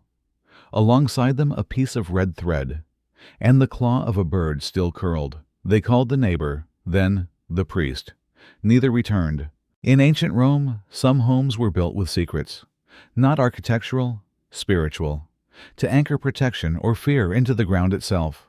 Sometimes they buried tokens, a child's tooth, a wax figure, a strip of hide carved with names. Sometimes they buried bones, not to honor the dead, but to bind something, to trap it, or to feed it slowly over generations. A house with bones beneath the hearth was never neutral. It remembered, it expected. It wanted warmth, yes, but more than that, obedience. After they removed the bundle, nothing cooked right again. The flame wouldn't catch. The smoke curled sideways. The food turned bitter on the tongue. Eventually, they stopped using the oven.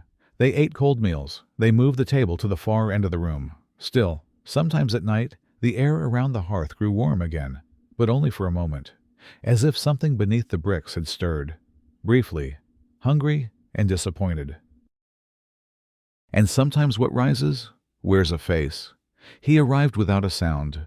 Just a man, gray tunic, bare feet, a satchel too flat to hold anything, and eyes that did not blink.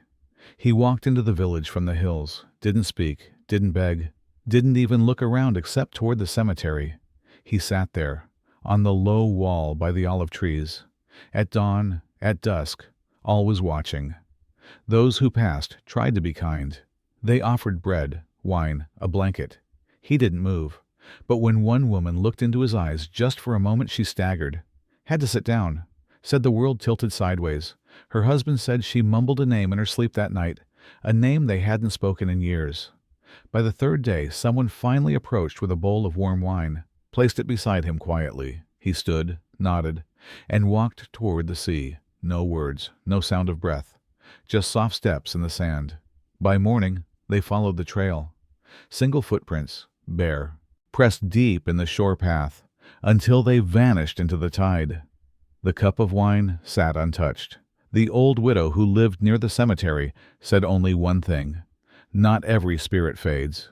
Some wear us for a while, just to remember how it felt. In Roman lore, wandering souls, manes, errantes, sought bodies not to possess, but to rest, to feel again, even if only to sit in the sun, to breathe by the graves they no longer touched. They left when they were recognized, when someone saw them, truly saw, without fear. No salt, no ritual, just acknowledgement. So now, when someone arrives without asking, and their eyes linger too long on what's buried, you don't ask questions. You offer the wine, you leave the bread, and you don't look too long, because what's staring back might not remember who it was, but it knows who you are. And if he doesn't knock, he may already be seated. It's just a chair, wooden, slightly worn, set at the edge of the table where no one ever sits. But every year on the same night, it's placed there on purpose. No plate, no napkin, just a full cup of wine. And silence. The Romans believed the dead could return for meals, not out of hunger, but out of memory. And to not leave a place, for them, was to be rude. So a chair stayed empty, one extra seat, at weddings, at funerals, even on quiet family evenings. Sometimes the chair rocked gently, with no breeze, no footfall. Sometimes the cup emptied just slightly. No one spoke of it, no one moved the glass. They would nod, pour again, and when the time came, tip the full cup over onto the floor. A gesture, a message. We know you were here. Now go in peace. It wasn't always a feast. Sometimes it was just bread and oil. Sometimes only a whisper at an unoccupied stool. But the rule was always the same: never sit in the empty chair. Not even if it had been weeks since the death. Not even if the room was full, because the dead did not like to be displaced, and if you took their place, they might not leave. One girl once sat jokingly. She laughed, raised the wine, drank. She collapsed before sundown. No mark, no fever, just silence. And when they carried her out, the chair creaked again, as if someone had stood to let her pass. So tonight, if your dining room feels too still and a chair shifts without sound, don't look too hard. Just pour the wine, tip the glass, and leave the seat as it was, empty, but not alone. And if they sit quietly, sometimes they stand too. The flame flickers. You see your shadow long and soft on the plaster wall. Then you see another, just beside it, not touching, not swaying, perfectly still. You glance to your left, no one. To your right, still no one. But the second shadow stays. In one Roman household, they had a rule: never light candles after twilight. If you did and saw two shadows from a single flame, you must never turn around.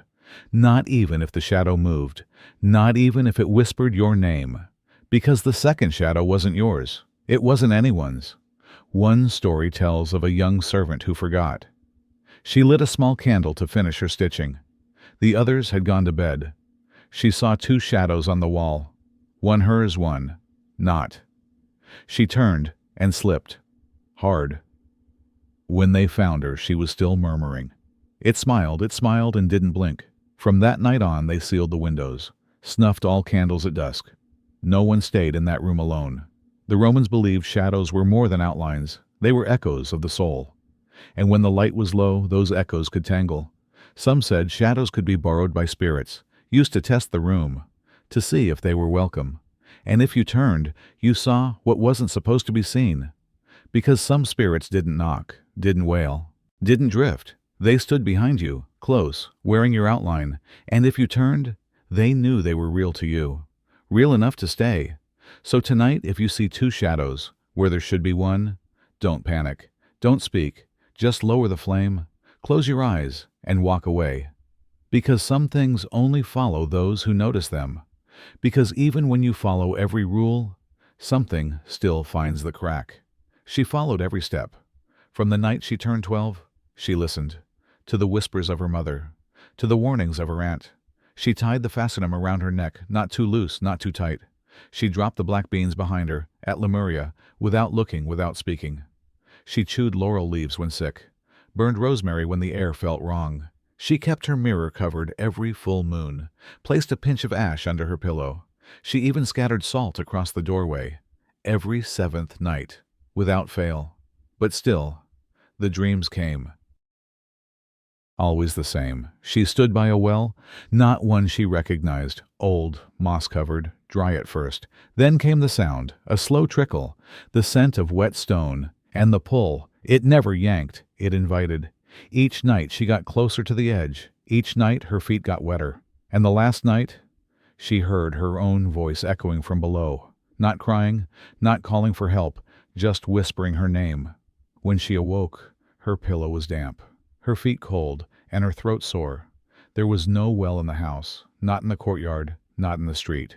And yet, she swore she could smell algae behind the stairs. No one believed her.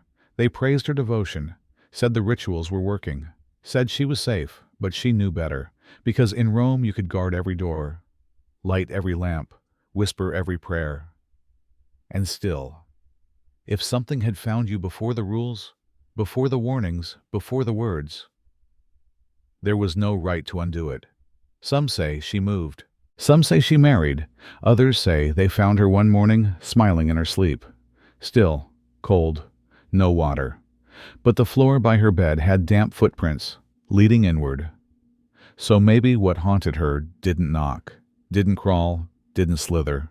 Maybe it was already inside. So why did it still happen? Why did fear stay even when every charm was in place? Maybe because fear itself doesn't follow rules. You've seen the mask, the curved beak, the black cloak, the eerie eyes that seem to watch without blinking. We call him the plague doctor, a figure stitched into nightmares, a symbol of death, dread, and strange medicine. But here's what most don't know. He wasn't Roman.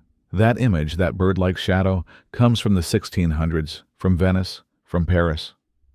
From the years when the Black Death tore through Europe and left cities hollow. Not from Rome. In ancient Rome there were no bird masks, no leather-wrapped doctors prowling the alleys with staffs, no eerie uniform to separate healer from ghost. Roman medicine was different, simpler, sometimes spiritual, but always grounded in what was available: salt, ash, wine, warmth. If you were sick, they might burn herbs beneath your bed, scrape off bad humors with metal tools, wrap you in wool, whisper to the gods while crushing garlic into your wound. You didn't wear a mask. You prayed to Asclepius. You trusted your household spirits, the Lares, to guard your health. And when you feared disease, you washed, you opened windows, you placed protective amulets by the door, not cloves in a bird's beak. Because the Romans weren't ignorant. They were practical. They didn't always understand what made you sick, but they knew that clean water helped, that warm food soothed, that bad smells and stagnant air made things worse. They built aqueducts, created sewers, developed public baths, and when illness still came, they faced it, as people always have, with fear, with ritual, with whatever they had in reach. So no, the plague doctor isn't Roman. He came much later. But the fear, the need to make sense of what we can't see, that's ancient, that's eternal, and maybe that's why the mask haunts us now. Not because it's Roman, but because it reminds us we've always been scared, and always tried to fight that fear. With symbols we can touch, because even reason has its edge. And on the other side is ritual.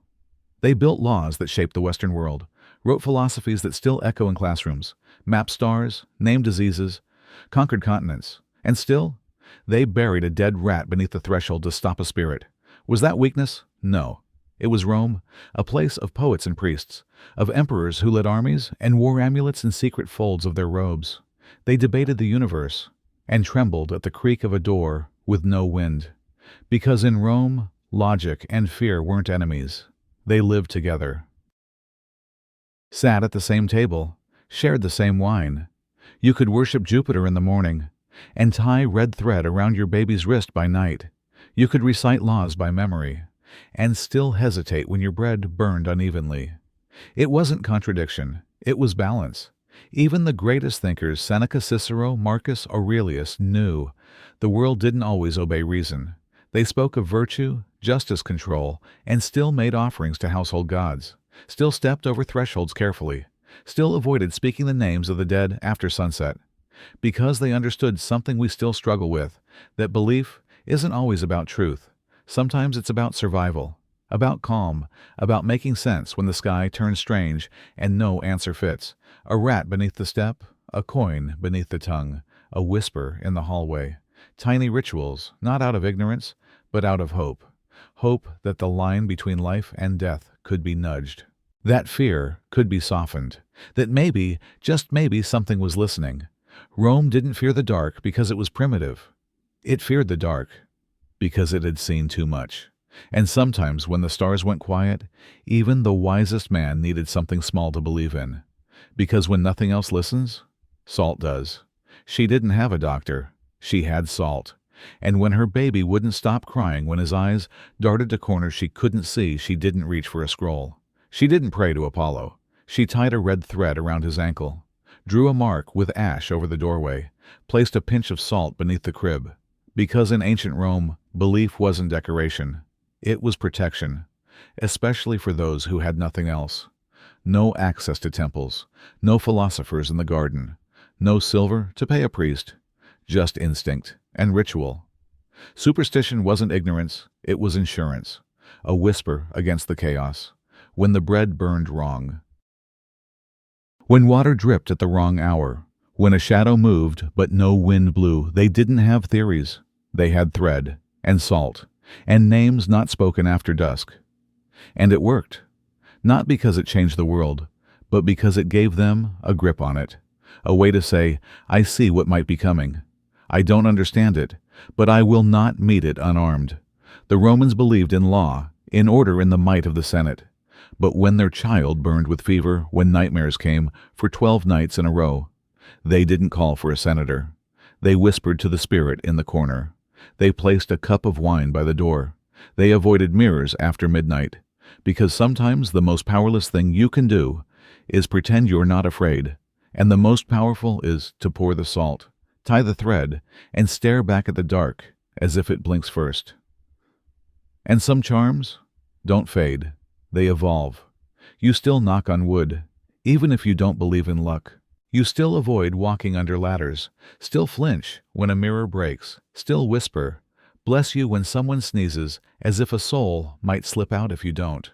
But have you ever wondered why? These aren't just quirks. They're fossils, remnants of rituals far older than we admit, older than Christianity, older than cathedrals, older than the fall of Rome. In ancient Rome, you didn't just sneeze. You made a gesture. You whispered a name. Because the line between inside and outside breath and spirit was dangerously thin. You didn't leave your hair where others could take it. You burned it. Because to leave it lying around was to leave a piece of your soul exposed. You left one seat at the table empty. You covered your mirrors after nightfall. You didn't speak the name of the dead on the day the wind turned strange. And though the empire fell, the marble cracked, the statues weathered, these small acts survived, carried by families. Folded into fairy tales, wrapped into grandma's advice and just-in-case habits, we pretend we've outgrown them, that we live in a world of logic, that superstition is for the past, but our hands still reach for the salt shaker when something feels wrong. We still light candles on nights we can't explain, still avoid that one room, that one mirror, that one silence in the house, because fear changes its clothes. But it never moves out. The empire is gone, but the rituals, they live in us, not because we believe, but because deep down, we remember. And maybe, just maybe, they remember us too, because sometimes the ghost is the silence you never explained. You heard the creak, felt the chill, saw something shift in the corner just for a moment, and your heart raced, because it had to be something. But what if it wasn't? What if there was never a spirit? No angry ancestor, no child without a name, no curse, no whisper, no echo of the dead. What if it was just memory, the one you tucked beneath the floorboards of your thoughts? The regret you never said out loud, the tension that clings to rooms long after the fight is over. The ghost might be you. The Romans feared spirits, yes, but they also feared dreams, coincidences, silence, and not because they were superstitious, but because they understood some things live in us, grow in us, until they echo back from the walls around us. You don't need to believe in ghosts to feel haunted. You don't need to speak to the dead to carry them in your sleep. Sometimes it's a name you never said. Sometimes a choice you never made. Sometimes it's just the stillness of a room that reminds you how much noise you carry inside. We dress our fears in stories, in spirits, in shadows, because it's easier to fight something outside of us than to turn around and face the quiet. So if your room feels colder tonight, if the hallway hums just slightly off-key, if your reflection doesn't quite match how you feel, don't rush to light a candle. Don't reach for salt. Sit, breathe, and ask yourself, what part of me have I left wandering, and you still do it? Not because you believe, but because they once did. And maybe they were right. It's late. You're in bed. Everything is still. Then a sound. Small. A creak. Maybe the wind. Maybe the fridge. Maybe nothing at all. But still, your hand reaches for the lamp. You pause. Your heart isn't racing. You're not afraid. Not really. You just want to see. Just in case. And that flick of the switch, that soft click in the night, is Roman. It's the part of you that remembers how to survive the dark. Not with swords. Not with science. With ritual. The instinct to mark the doorway. To leave the chair empty. To whisper the name or not whisper it at all. You don't wear amulets, but you double-check the lock. You don't leave salt on the floor, but you leave the hallway light on. For the dog. For the kids. For no reason at all. Because deep down we haven't changed. Not really. We still feel the draft that wasn't there. Still hesitate before the mirror. Still walk a little faster down unlit stairs. And no, we don't believe. But belief was never the point. It was preparation. It was permission to say, I'm not foolish. I'm careful. Because darkness has never been the threat. It's the not knowing that lives inside it. And when you flip that switch, you're not just lighting a bulb. You're lighting a habit passed down by those who once tied red thread, burned ash, and whispered to shadows. You're not scared. You're Roman. And Romans always lit the fire first. Because tonight, you didn't just hear a story. You walked their shadows. You felt it, didn't you? The quiet weight of the night. The sound of a bean hitting the floor. The hush before a prayer. The flicker of a candle in the corner of your mind. You weren't just listening. You were there, in a Roman home just before midnight, breathing in the same stillness, waiting for the knock that might not come, watching the doorway, feeling the air shift when the mirror shivered. You followed the rituals, one by one, thread around the wrist, salt in the threshold, ash under the bed. You stepped carefully like they did. You feared the wrong name. You whispered to silence. You looked twice at your own reflection. And now, you're here, Still, safe. Because this wasn't just a history lesson. It was a night passed together. A long, strange Roman night, where shadows moved softly and fear wore 1,000 quiet faces. But we walked through it. One step, one charm, one story at a time. And we made it. You didn't do it alone. You did it with them and with me. Because survival, even in a world that's gone, still matters. Even if it's just in the space between one breath and the next. Even if it's just a whisper in the dark. And when their night ends, yours does too. You're home now, but not the haunted kind. The kind with clean sheets and soft light, and air that smells like laundry, not ash. You're standing in front of your own door, not in a Roman villa, not beneath cracked tiles or whispering rafters, just home. And this time, the air behind you isn't watching. There's no cold breeze curling beneath the threshold, no trail of scattered black beans, no marks in the dust, just quiet and stillness. The kind that doesn't ask anything from you, not belief, not protection, not even a second glance. The stories have stepped back. The shadows have folded themselves away. They've returned to wherever stories go when they've been told well enough to rest. And you've crossed the last threshold. You don't have to watch the corners anymore. Don't have to wonder what's behind the door. Because the door is closed now. And everything that needed to leave has.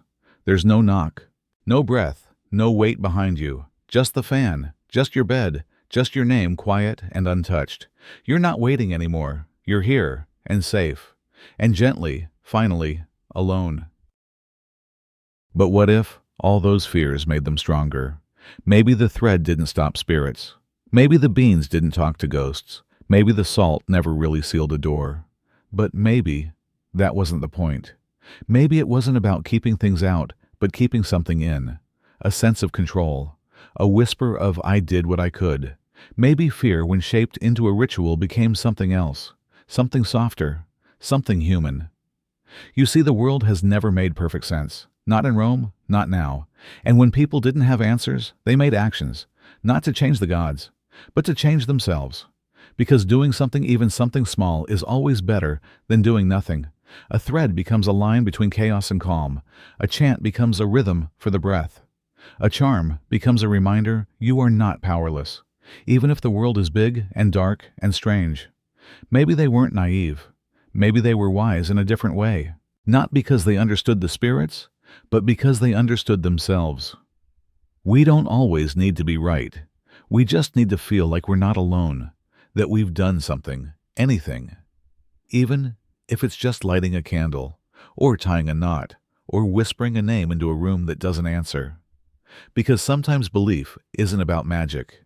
It's about mercy. And in the face of everything they didn't know, the Romans still tried. So do we. And maybe that's enough. Because you're not there anymore. You're here. There are no black beans on the floor. No ash beneath the bed. No thread around your wrist. The mirror is whole. The door doesn't creak. And the air is quiet, not heavy. No flicker, no whisper. Just the soft whir of a fan, the gentle weight of a blanket, and the hum of whatever you're listening on. You're not in Rome anymore. There's no girl by the well. No coin beneath the pillow. No shadow standing just behind the flame. The only footsteps now are your own fading into softness. The only scent is clean linen and maybe a hint of fabric softener. And the only sound is your breath. Even, steady, safe. Because you made it through their night. You felt their fear. You saw what they saw. And now, you've come home. Not to stone walls and flickering oil lamps, but to your bed, your room, your now. No amulet needed. No spell, no salt, no ritual. Just you. Here. Where the past can't follow. Let it fade. Let the door stay shut. Let the stories quiet down. And let your body sink. Just a little deeper. You're not in Rome anymore. The only thing left is the hum. And you.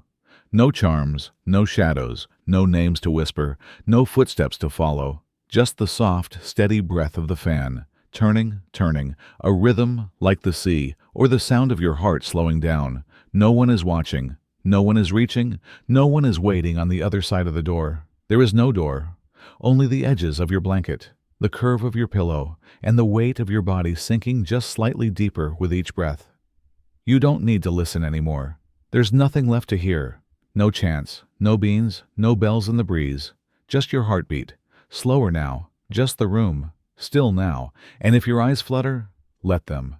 If your breath softens, follow it. The stories are quiet. The ghosts are gone.